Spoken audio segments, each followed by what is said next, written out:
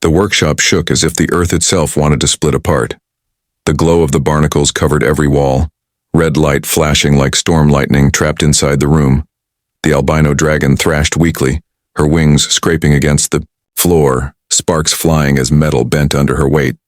The girl clung to her mother, screaming words in her ancient tongue, her silver eyes blazing with desperate hope. The mechanic stood frozen, the transmitter sparking in his hands. The screen glowed with the words that changed everything. Command accepted, merging process beginning. A sharp pain shot through his chest. It was not a wound of flesh, but something deeper, a pressure in his mind, a flood of static and whispers clawing into his thoughts. He staggered back, clutching his head. The voices were not words at first. Only broken signals, numbers, codes, but then they sharpened. Millions of whispers speaking as one. Human, controller, command us, feed us, lead us. The mechanic gasped for air, his knees hitting the ground. His vision flickered, red light flooding his eyes. The barnacles pulsed brighter, shifting as though alive with joy. They had found a master, and now they were pulling him in. The girl screamed, her voice cutting through the chaos. Fight them, do not let them take you. The mechanic gritted his teeth, blood dripping from his nose. I am trying, he growled. Though the swarm laughed inside his skull, the dragon roared, the sound shaking the roof. But it was not a roar of freedom. It was a roar of pain.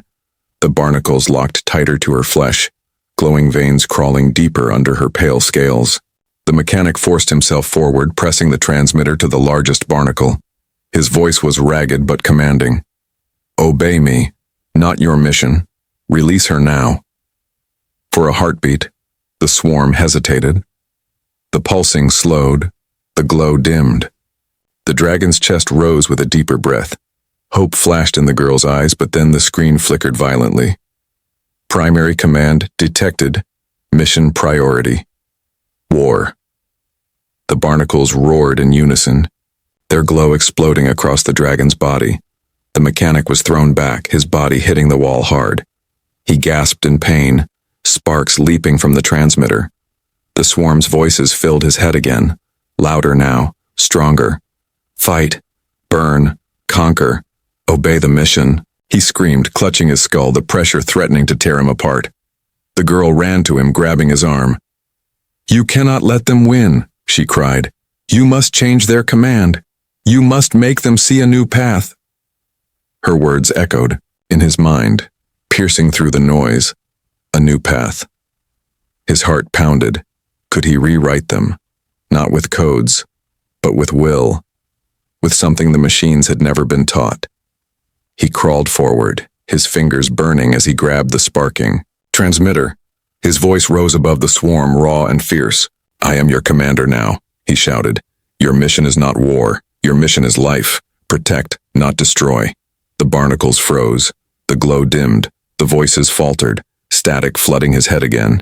For a moment, silence. Then the screen flickered with new words. New command input detected. Confirm. The mechanic's chest heaved, his body trembling. Yes, he growled. Confirm. Protect her. Protect the Guardian. The girl's eyes widened, her lips parting in disbelief. Could it work? Could human words rewrite the very purpose of these living machines? The barnacles pulsed slower, their glow shifting from red to faint white. The dragon gasped, her body trembling but steadier. The girl cried out, hugging her mother's neck. You are saving her, she whispered. You are changing them. But before relief could settle, the workshop shook violently. The transmitter sparked, exploding in his hands. The screen went dark. The barnacles convulsed, glowing white and red together. Torn between two orders, the swarm's voice screamed in his skull, a chorus of fury and confusion. Mission conflict. War or life. War or life. Error. Error. The dragon roared, her eyes glowing brighter than before. Her body surged with power, white fire spilling from her mouth, burning the floor. The girl shielded her face, tears streaming. The mechanic fell to his knees, blood on his lips, his voice hoarse. Choose. Choose life, he begged the swarm. But the swarm screamed louder. Primary mission locked. Secondary command detected. Unstable. The walls cracked. The ground shook. Sparks rained from the ceiling. The barnacles writhed. Half of them. Glowing white, half of them red. The dragon's body was caught in the storm. Chains of war battling against chains of mercy. The mechanic reached out, pressing his hand against her chest. His voice broke. Please, if you must take a host, take me, not her. The swarm stilled. The glow shifted. Thousands of tiny red eyes turning toward him. The girl gasped, shaking her head. No, you cannot. They will destroy you. The mechanic gave a weak smile, blood dripping from his chin. Better me than her, he whispered. The barnacles pulsed once more, brighter than the sun.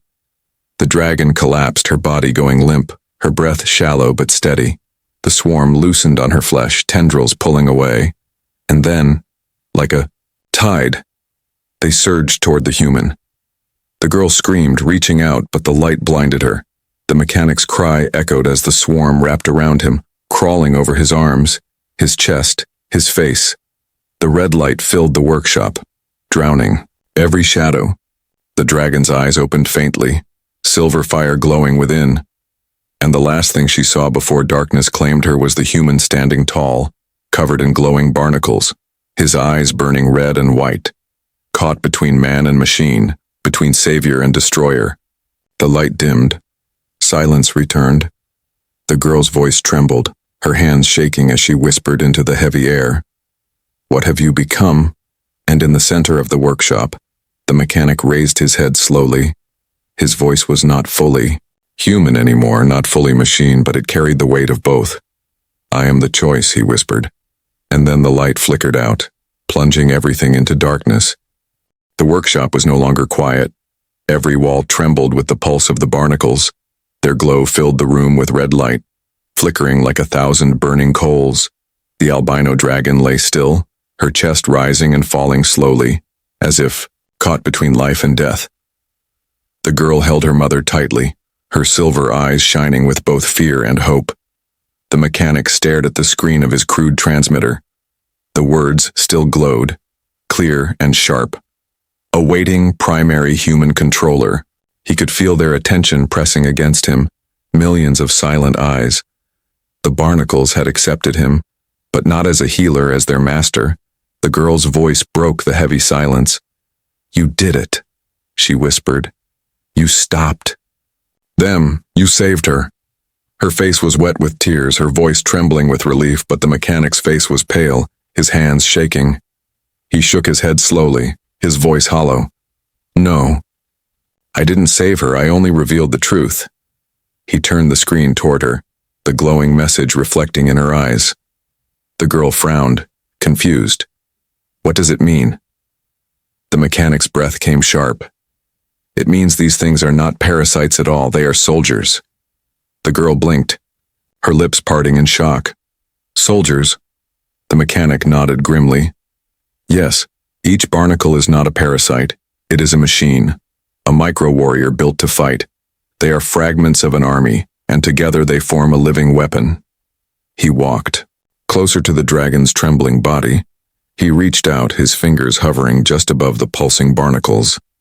They were made to merge with living hosts, to turn them into war machines. Your mother was not dying because they are weak. She is dying because they have no orders, no commander. Without direction, they feed blindly, tearing her apart piece by piece. The girl's hands tightened around her mother's claw, her silver eyes wide with horror. You mean they were never meant to kill her? The mechanic nodded, his jaw tight. They were meant to control her, to use her strength, her fire, her wings. Imagine a dragon's power but controlled by human commands. That is what they were made for. The girl's face twisted in anger, her voice trembling. Your people. They cursed her. They turned her into a prisoner. Her words echoed in the workshop, sharp and bitter. The mechanic lowered his eyes, unable to deny the truth. The sins of the war, the cruelty of human invention, all of it was here. Breathing, in front of him, the barnacles pulsed again, faster, as if excited by his thoughts. On the screen, new words appeared. Commander verified. Human signal accepted. The mechanic stepped back, his heart pounding. He felt their connection inside. His mind, not words, not voices, but a pressure. Like an ocean tide pushing against his thoughts. They were not just machines, they were listening to him. He grabbed the edge of the table to steady himself. "They are bound to me now," he whispered. "They see me as their master." "Do you suck?" Girl's voice cracked. "Then order them to let go. Order them to release her." The mechanic stared at her, then at the glowing red screen. Could he command them?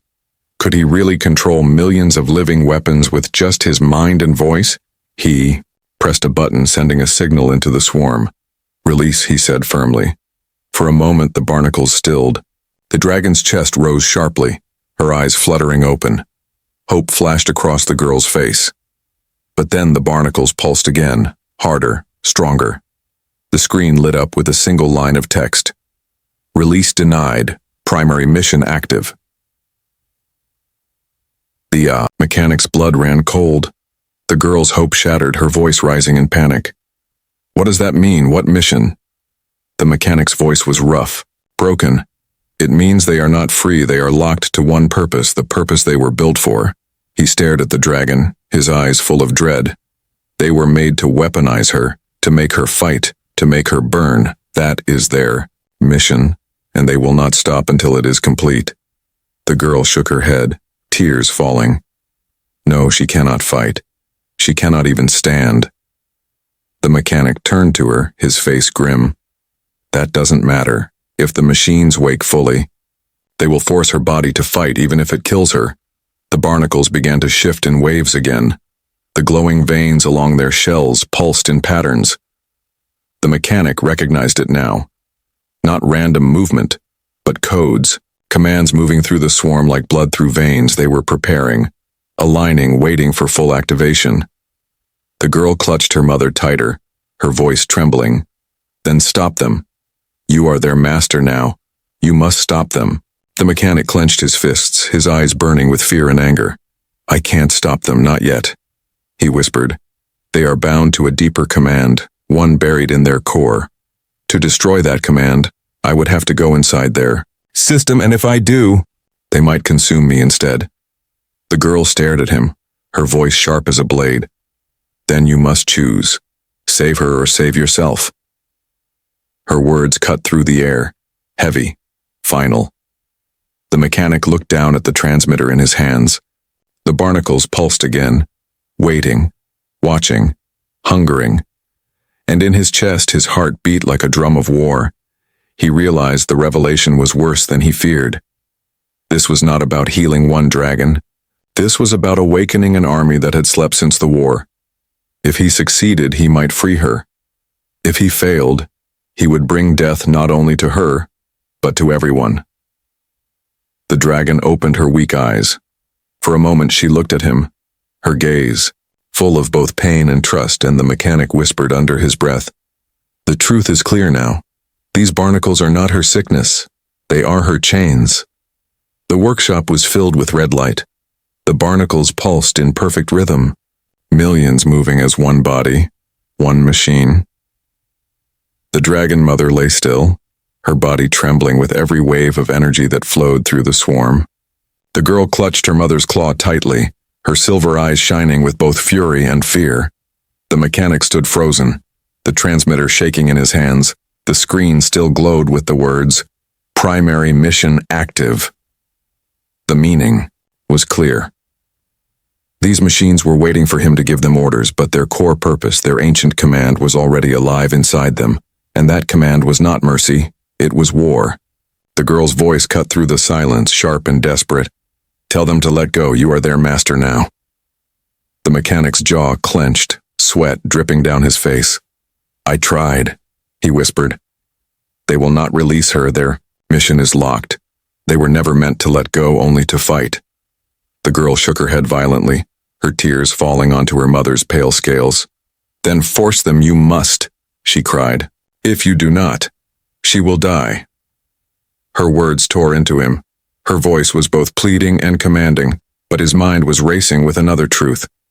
If he forced them, if he dug deeper, The machines might obey, but they might also bind to him, body and mind, until he was no longer human.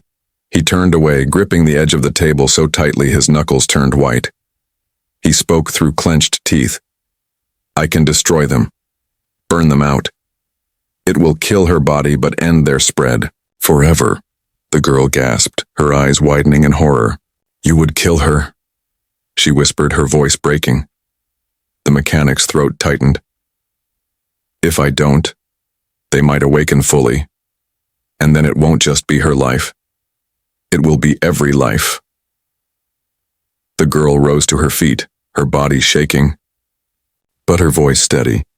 You speak of every life, but what of hers, she said, pointing to her mother. She was a guardian, she protected us, she gave everything to her people, and now she suffers because of your kind's cruelty. If you kill her now, you are no different from those who built these chains. The mechanic flinched, her words cut deeper than any blade. He wanted to deny it, but he could not. The truth was there in front of him, breathing weakly, covered in living chains of human design. His voice came low, almost broken. Then the only other path is to take control of them, bend them to my will, rewrite their mission. The girl stepped closer, her silver eyes burning. Then do it, she demanded. Take control, command them, make them obey you, save her. The mechanic turned to face her, his eyes dark. You don't understand, he said. If I link with them, they will not just obey. They will touch my mind. They will crawl into me the way they crawled into her. If I fail, I will not be human anymore. I will be one of them. The girl's voice was fierce. Better you risk yourself than let her die. The mechanic's heart pounded, torn in two directions. To destroy them was cruel, but safe. To control them was dangerous, but merciful. He looked at the dragon, her eyes opening faintly, glowing with faint white fire. Her gaze met his, silent but full of trust. Even in pain, she was still a guardian, still hoping, still waiting. He whispered under his breath. Why did you come to me? The girl answered for her, her voice steady. Now, because only a human can end what a human began. Because she believes there is still one among you who can choose differently. The barnacles pulsed louder. The screen flickered with new lines. Energy surge. Core activating. The mechanic's eyes widened. They are waking on their own, he muttered. The ground shook. Small tools fell from shelves. Sparks danced in the air. The girl cried out, clinging to her mother's head. They will kill her if you wait any longer. The mechanic gritted his teeth, his mind a storm. Two doors stood before him, both leading into fire. Destroy them and kill her, or command them and risk becoming their new prisoner. His chest heaved as he raised the transmitter, his thumb hovering over the main control key. He whispered to himself. One choice for her, one choice for the world. The girl looked at him, her voice. The night was quiet but not peaceful. Clouds covered the moon and the wind carried a smell of rust and fire. On the edge of the human colony, a sound of heavy steps echoed in the darkness. The villagers hiding in their homes whispered to each other. Afraid to come out, she was not human. The girl with pale skin and silver eyes walked slowly. Her arms were weak, but still, she carried something larger than herself. Behind her, dragging across the dusty ground, was a creature that made even the bravest men tremble. An albino dragon, pale white like frozen snow, wings broken, scales cracked, breath shallow. But the most terrible thing was not her weakness. It was the millions of strange barnacles covering her body. They pulsed like living hearts. They glowed faintly like embers hidden under ash. Some whispered, some clicked, and others twitched like small mouths. The dragon mother looked more dead than alive, but the barnacles moved like they were feeding on her. The girl's voice trembled, but she did not stop. She whispered to her mother, "Hold on, please, we'll find help." Her bare feet left marks of blood on the stones, but she did not slow down. She had only one destination, the old human workshop at the edge of the colony.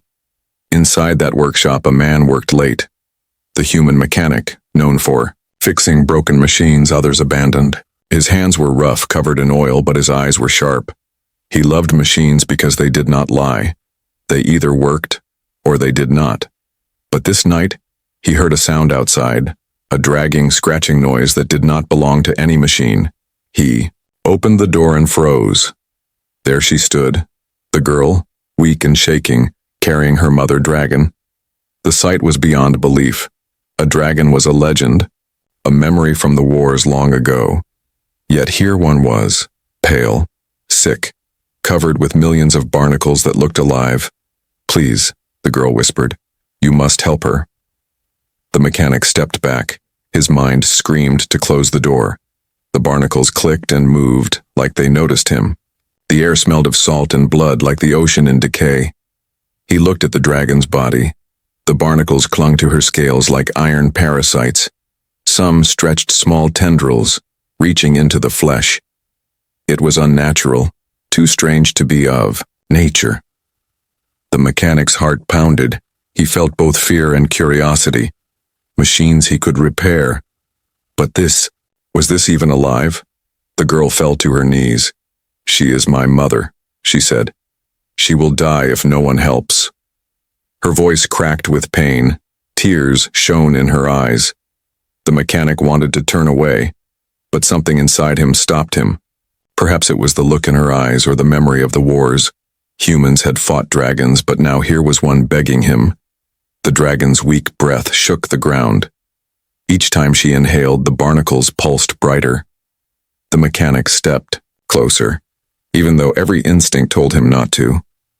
When he bent down, he heard something that froze his blood. The barnacles were whispering, not in words he understood, but in sounds like static, like broken radio signals. He felt a chill crawl up his spine. This was not a sickness. This was something else. He looked at the girl.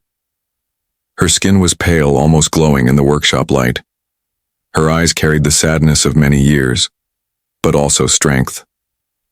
"I came here because you are human," she said, "and only humans can touch them." The mechanic frowned. "What are they?" She lowered her head. "They are not natural, they are made." His heart skipped a beat.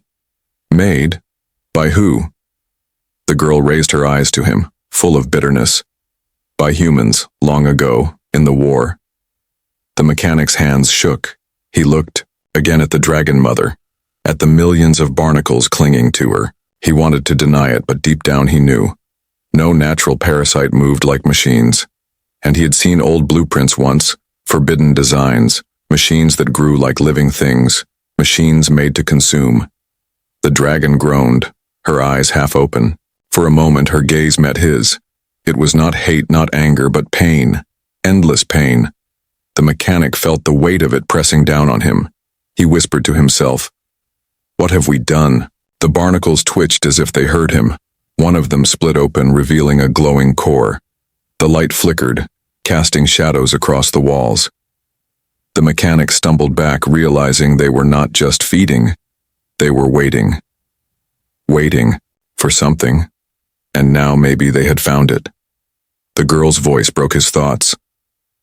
"Please help her, I have nowhere else to go." Her body shook from exhaustion, but her eyes still begged. The mechanic stood frozen, torn between fear and duty.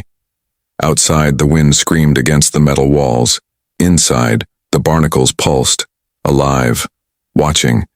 And in that moment, the night became heavier, as if the whole world held its breath, waiting for his answer.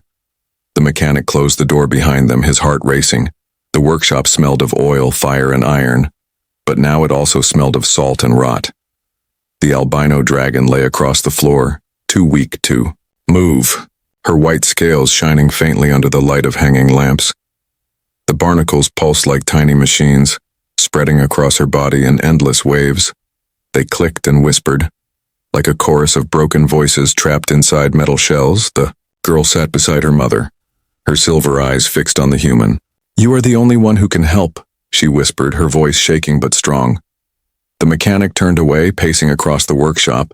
He had fixed broken engines, rebuilt war machines, repaired things no one else could touch. But this was no engine. This was alive and yet not alive. He looked again, and the barnacles seemed to look back at him, small eyes, or perhaps sensors, glowing faintly within their shells. They shifted whenever he moved, as though they tracked his every step. The mechanic rubbed his temples, fighting the storm in his mind. "Why me?" he muttered under his breath. "I mend machines, not creatures." The girl's voice rose, desperate but calm. "Because they are not creatures. They are machines. Machines made by your kind." The mechanic froze. The truth of her words hit him harder than any hammer. The designs, the forbidden experiments whispered about in the war years, machines that could bond with flesh, eating it, shaping it, using it. He remembered rumors of living weapons that could turn beasts into armies. But those projects were buried, destroyed, never to be seen again. And yet, here they were, alive on the body of a dying dragon. The mechanic walked closer, bending down beside the albino mother. Her breaths were shallow, her body trembling under the weight of millions of crawling machines. He lifted one tool from his belt, a fine cutter meant for small circuits. Slowly, carefully, he placed the tip against one barnacle. The barnacle shivered, its glow flickered, and then it screamed. Not a sound of metal breaking, but a scream like a child in pain. The dragon roared in answer. Her wings thrashed weakly against the ground. The barnacles across her body came alive, twitching, shifting, writhing like waves of insects. The mechanic dropped the tool, his hands shaking. One barnacle split open, releasing a spray of sparks and glowing liquid that burned the floor. The mechanic jumped back, fear twisting in his gut. The girl cried out, holding her mother's head. "Please stop, you're hurting her." The mechanic's breath was heavy, his chest tight. He stared at the barnacles, realizing they were more than weapons. They were aware, connected, like pieces of a larger mind, and they did not want to be touched. He turned to the girl, his voice low. "If these things are what I think they are, then they're not just killing her," he said. "They're learning from her, feeding on her, maybe even waiting for a command." The girl's eyes widened, fear mixing with sorrow. "You mean they can wake up?" The mechanic nodded slowly. "Yes, and if they do, not only she dies, but we all do." He returned to his work table, pulling out old scraps of metal, broken processors, forgotten war chips. His hands moved quickly, instinct taking over. He needed to understand them before touching again. He connected wires, built a scanner from salvaged parts. Every click of his tools echoed in the tense silence of the workshop. The barnacles pulsed faster, as if they knew he was trying to unlock their secrets. When the scanner came alive, its small screen flickered with strange symbols. Not numbers, not letters, but codes. Lines of commands that looked human, but broken, twisted, changed. The mechanic felt a chill crawl down his spine. The barnacles were running programs. They were machines with orders, old orders from the war, but without their commander they had turned on their host, consuming her to survive. The mechanic sat back, sweat dripping down his face. He realized he could do two things. He could try to destroy them, ripping them off, burning them away. But that would also tear the dragon apart, ending her life. Or he could try to rewrite them, reprogram them with his own signal. But that meant connecting to them, letting them touch him. And if he failed, they would not only eat the dragon, they would eat him too. The girl looked at him, her face pale, her hands shaking. "Which will you choose?" she asked softly. The mechanic did not answer, his eyes fixed on the pulsing barnacles. For the first time in years he felt true fear, not the fear of death, but the fear of being wrong. One choice could save a life and heal an ancient wound. The other could unleash something far worse than death. He looked at the dragon's tired eyes. She blinked slowly, her gaze heavy with suffering. In her silence there was a question. Would the human help her, or would he turn away like the rest? The mechanic clenched his fists, his voice low but steady. "I will try," he said, though his heart screamed at him not to. The barnacles shifted, pulsing brighter as if they understood his words. The mechanic felt their attention on him, millions of tiny, glowing eyes, waiting, watching. The workshop grew colder, and in that silence, The human knew. His dilemma had only just begun. The mechanic sat on the cold floor, his hands still trembling. The dragon mother lay weak, her breath rattling like an old engine running out of fuel. The barnacles pulsed brighter now, glowing faintly across her pale scales. The girl sat beside her, whispering words in a language the human could not understand. It sounded soft, sad, like a lullaby sung to a dying child. Finally, the mechanic broke the silence. "Tell me the truth," he said, his voice low. "What really happened to her and why bring her to me?" The girl lifted her eyes, silver and tired, and for a moment she seemed older than she looked. She touched her mother's cracked wing gently before she spoke. "My mother was not always like this," she whispered. "She was once a guardian." The mechanic frowned. The word echoed in his memory. Guardians, ancient dragons said to protect entire worlds, creatures of wisdom and power. The girl nodded as if she had read his thoughts. She watched the skies. She kept the balance. She was loved by my people. Her voice cracked. But then came the war with humans. The mechanic's chest tightened. The memories of old battles burned in his mind. "We thought the humans would only fight us in the skies with fire and metal," she continued. "But they built something darker, something that could never die." She glanced at the barnacles crawling across her mother's body. "They made these," she whispered, her voice full of anger and sorrow. "Machines that cling, machines that eat, machines that never let go." Her hands curled into fists. "They were made to break dragons, to turn our guardians into weapons." The mechanic's heart sank. He wanted to deny it, but deep inside he knew it was true. The forbidden projects, the experiments whispered among soldiers in the war, weapons that could fuse life and machine, feeding on blood, controlled by human signals. He had thought those plans were destroyed, never used, but here was proof. Alive, crawling, whispering in his workshop. The girl lowered her head, her hair falling across her pale face. "My mother fought against them.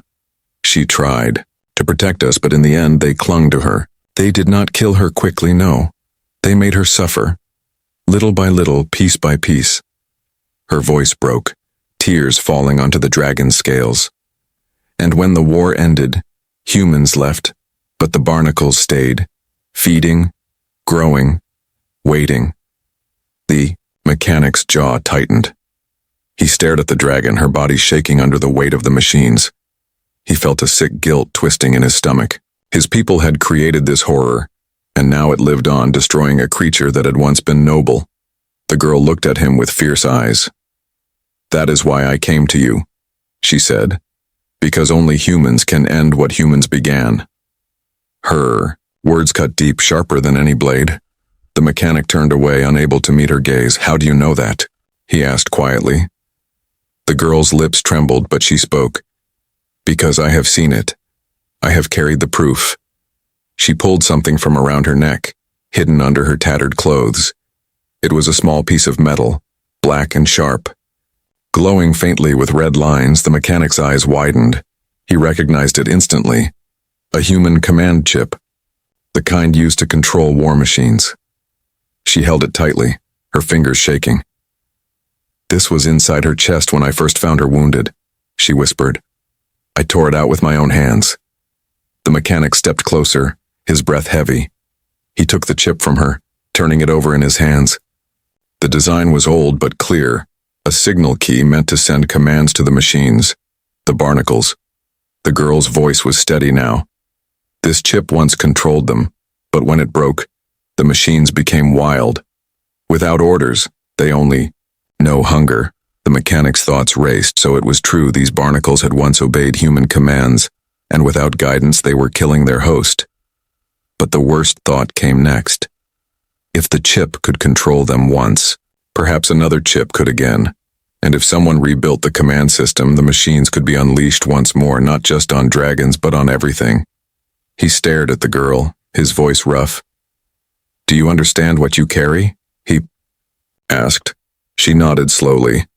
"Yes, I carry proof of your people's crime, and I carry the last hope of my mother."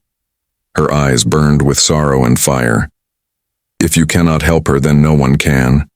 If you cannot heal what your kind created, then her death will be on you too. The mechanic's chest ached. He wanted to look away but could not. The dragon's weak eyes opened again, full of pain. The girl's silver eyes glistened with tears but also strength. And the barnacles, as if mocking them, pulsed brighter, clicking louder. The workshop walls trembled with the sound. The mechanic gripped the chip tighter. His mind screamed at him to throw it away, to walk out, to leave this nightmare behind. But he knew he could not. This was not only their secret, it was his too. His people had made this horror. And maybe only he could undo it. The girl leaned close, her voice a whisper. She is my mother. She is the last guardian, and if she dies, hope dies with her. The mechanic closed his eyes, breathing deeply. When he opened them, his choice was clear. He would try, no matter the cost. But he knew the path ahead would not only test his skill, it would test his soul. The barnacles pulsed again, louder, brighter. The dragon groaned in pain. The girl gripped her mother's claw, refusing to let go, and the mechanic, holding the broken command chip, whispered to himself, "This secret, it will destroy us all, or save us." The mechanic stood in silence, staring at the broken command chip in his hand. Its faint red glow pulsed like a heartbeat, weak but steady. The dragon mother groaned, her breath shallow, each inhale rattling. Like rusted chains, the barnacles shimmered faintly, alive, waiting, watching. The girl looked at the human, her silver eyes filled with both hope and fear.